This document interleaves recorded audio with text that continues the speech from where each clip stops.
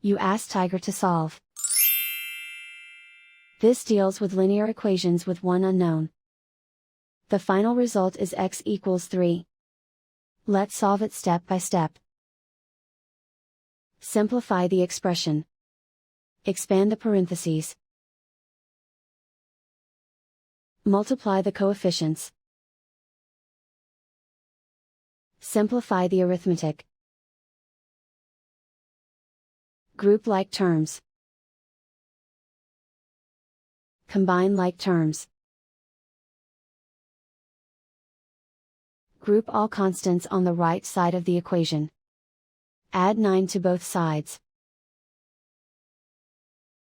Simplify the arithmetic.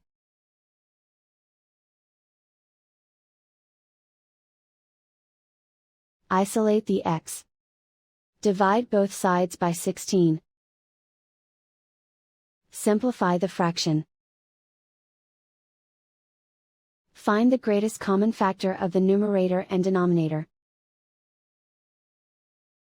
Factor out and cancel the greatest common factor. And so the final result is x equals 3.